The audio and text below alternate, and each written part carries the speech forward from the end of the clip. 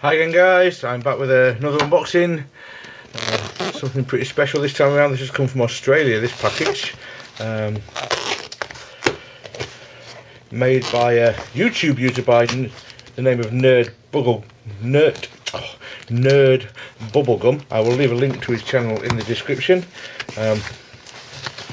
He posted on Facebook about making some of these puzzles, and I'd seen it on his channel before, and as soon as he said he was looking to sell some, I jumped at the chance because it's a great looking puzzle. It's well packaged, which is nice.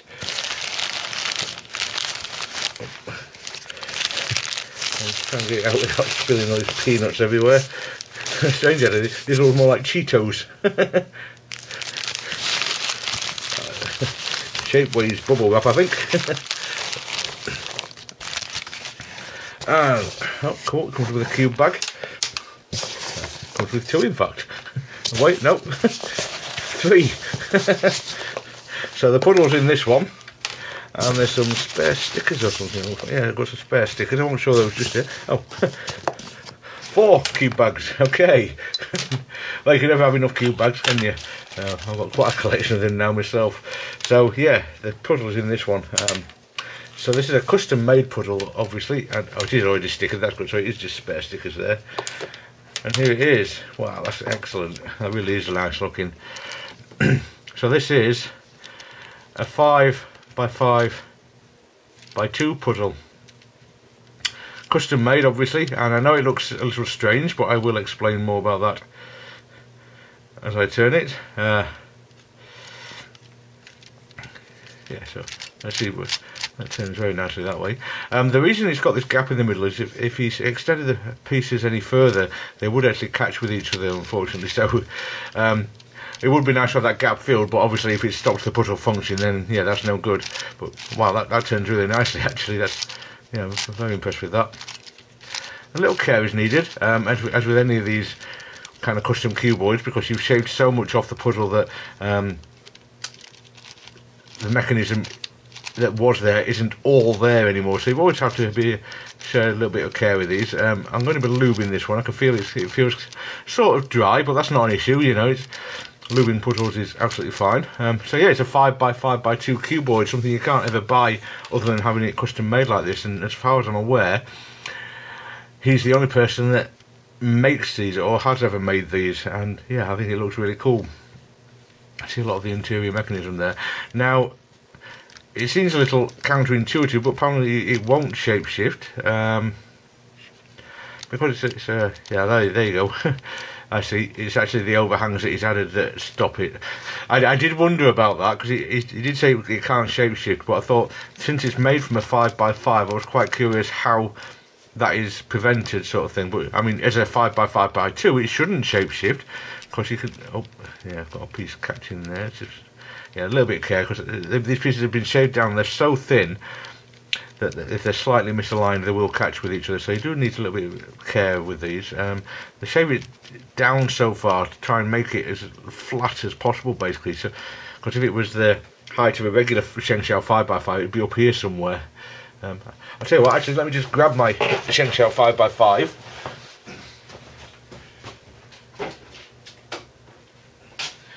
And you can see exactly how much has been removed from this puzzle. So this is a standard Shengxiao 5x5. This is made from a 5x5. You can see just how much has been removed to get it to the shape it is. So to make it as flat as he's got it, he's removed a large part of the mechanism. So yeah, you do have to be a little bit careful with this. It's just the same on the 5x5x3 and the 6x6x4 that I've got. It's perfectly normal for these kinds of puzzles. So yeah, anyway, as I was saying, I was quite curious how the shape-shifting was prevented on this, because being made from a 5x5, if these overhangs weren't here, it would actually just turn like that, as you can see. And it tries to, but the overhangs are what stops it. The overhangs have all been added using kind of filler or milliput or something along those lines. So they've all been... all the pieces have been extended down there, and that's what stops that shape shifting. Very clever, very impressive. So yeah, this is a fabulous looking puzzle. I'm really impressed with the quality of this actually. It's very nice. I think he got the stickers cut by Oliver Stickers. In fact, I'm fairly sure I remember him posting that he did that, so they're very nice quality too. You can see to a small extent that it is kind of handmade, because there's a slight, I mean, it's not, it doesn't look terrible or anything, but there is a slight difference between the lengths of each overhanging piece. But that's, you know, that's because it's handmade. It's very difficult to make things like that. I mean, I think he's done a very, very good job of this, so I'm certainly not complaining when I say that. I can't imagine how difficult it was to create all those overhangs like that. You can see where the piece would normally stop, and there's an extra piece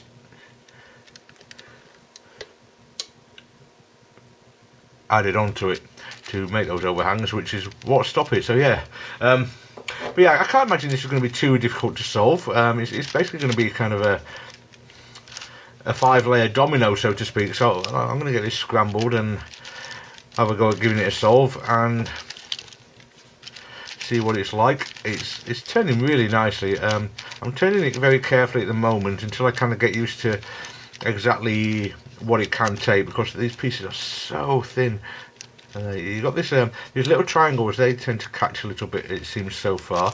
But yeah, again, that's really not a complaint, more an observation, because this is what you have to expect from custom cuboids, that these are not speed cubing puzzles.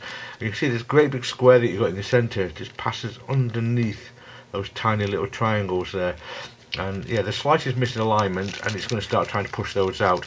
So I think it'll be quite easy to pop one of those if you're not a bit careful. So yeah, I am going to take quite good care with turning of this puzzle. But yeah, I love the way this moves. Actually, it really is very smooth. I mean, obviously it's not for speed cubing. These puzzles aren't made for speed cubing. If you're expecting to be able to speed cube and corner cut like you would on a speed cube, then you would always be disappointed with these custom made puzzles. That's just not the intention for them. The intention is for the aesthetics and the solving ability more than anything else, even more so than the aesthetics, as much as I like the aesthetics of them. It's for the fun of solving it. I've got something called don't know what. Oh, actually, so what? Oh, I don't want to turn properly for some reason. Okay, don't know what was wrong with it there, but it's fine now. You can feel kind of because your hands are right on what would normally be the mechanism, the interior mechanism of the puzzle. You can kind of feel them rubbing against each other like they always do, but you're normally not got your hands where you have it on this puzzle, so you don't normally notice it, I don't think. But yeah, as they kind of run past each other, I mean, right in the interior, the mechanism is just the same as it always is. You know, it's just that you're looking at parts of the interior mechanism on a regular cube here. But yeah, I think we can call that one about scrambled now. So I'll go away, give this a solve, and I'll come back to you once I've done so. Okay, so as you can see, the 5x5x2 is solved again. I've actually solved it a few times since I recorded the first part of this video. I wanted to make sure that I'd kind of seen everything this puzzle can throw at me before recording this second section, and the first two times everything worked as I expected. Everything kind of fell into place as I thought it would, and all the edge matching went fine, so I thought it was relatively straightforward. And I was about to record this video then and say, yeah, it's a fun puzzle but really not difficult at all, and yeah, just a kind of higher order domino. However, I thought I'd do one final solve, a third solve, just to be sure that I've seen everything that this can throw at me. And lo and behold, it threw something at me that I couldn't figure out for half an hour or so. Basically, I was ending up with 4 edges that I just couldn't finish off. I'd have the centre one on each side and one to one side of it matched together, but I couldn't get all the others solved without breaking another edge pair, and I spent quite a while trying to figure out what was going on, and eventually figured it out. It's kind of a parity. I don't want to go into too much detail just in case anybody else is getting one of these is watching. I don't want to produce spoilers, but I eventually figured out what I needed to do to sort it out, and once I did, it was quite straightforward. But I'm actually really glad that it threw something at me that I wasn't expecting. It's great when that happens. There you are, happily solving away, thinking it's all easy, you can solve it without any problem whatsoever, and bam, it throws something that you just weren't expecting, and you have to put a fair bit of thought into it, or a bit of thought into it, to figure out what's going on, what needs to change, what you need to do differently. And yeah, sure enough, this one did have something like that, so that's great. Couple of minor gripes. You might be able to see here some of the underlying filler is showing through there, unfortunately, so the paint is wearing off. It kind of looks like a reflection, but it's not. It's kind of a yellowish colour on the corners where it's painted over, and you might be able to see on my fingers where I've just been solving it, some of the paint's come off onto my fingers. So that's not very hard wearing the paint on there, unfortunately. It doesn't really detract from the fun of the puzzle or anything, but it does obviously kind of spoil the aesthetics of it slightly, so that's a little bit of a shame. I'm not terribly upset about it or anything, you know. It's just a fact of life with custom-made puzzles, you know. Paint wears, that's the way it is. But because of that, obviously, I don't think I'll be playing with it all the time or anything. But having said that, it's not a puzzle I would solve over and over and over and over again anyway, so it's more of a kind of slot filler in the collection as much as anything else. But yeah, overall I'm very, very happy with this puzzle. So if you're the maker of this Nerd Bubblegum and you're watching this, please don't think I'm disappointed in any way. I'm really not. I'm extremely happy with the puzzle. It's just a minor gripe, that's all. I don't know if it's something that a different kind of paint would be, that would change it, that would be a bit more hard wearing or not. I don't know whether it's even possible to get something that would not wear off on this kind of surface or not. I simply don't know, because I have no experience of it, but just something for future thought, really, I think.